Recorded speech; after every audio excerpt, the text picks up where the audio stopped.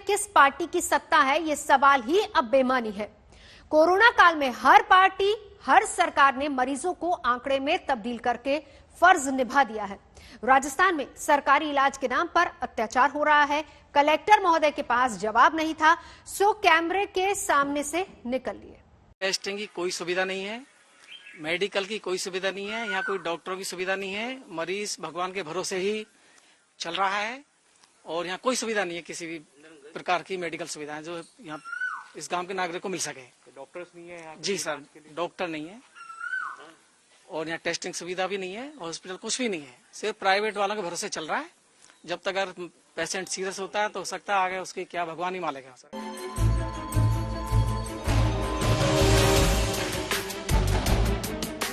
राजस्थान के करौली जिले के भोपुर गांव के लोगों की यही आप बीती है। महामारी में भगवान भरोसे इलाज चल रहा है। गांव वालों का यही सवाल जब आज तक ने जिले के कलेक्टर से पूछा तो कैमरे से भागते हुए नजर आए। If there is anyone suffering from serious symptoms, then that person will be individually checked and will also be taken to the appropriate medical care facility. Right? Thank you. Sir, one more question. Excuse me, sir.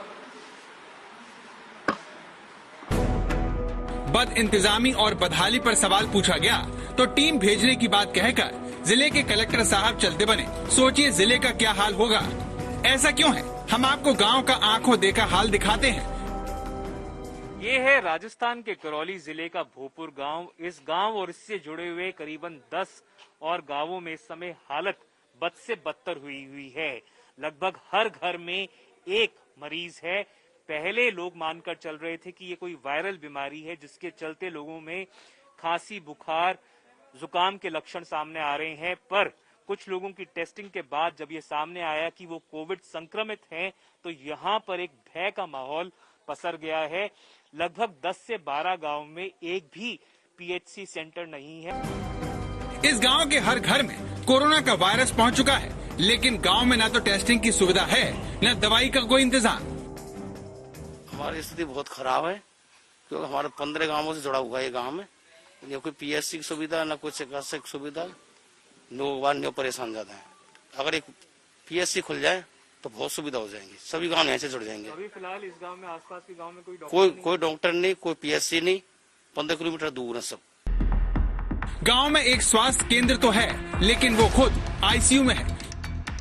यहाँ के राजकीय उप स्वास्थ्य केंद्र के बाहर ये भोपुर का राजकीय उप स्वास्थ्य केंद्र है और यहाँ के जो हालात हैं वो कितने दयनीय हैं वो देखने से ही पता लगता है। गेट जब हम यहाँ पर पहुंचे तो बंद पड़ा था। अगर इसको खोलने की कोशिश की जाए, अगर हम यहाँ से अंदर जाएं और पता करने की कोशिश करें कि यहाँ पर क्या हालात हैं, इस समय दोपहर का समय है और यहाँ पर आप देख सकते हैं किस तरह से इस उप स्वास्थ्य केंद्र का जो गेट है वो बंद पड़ा है।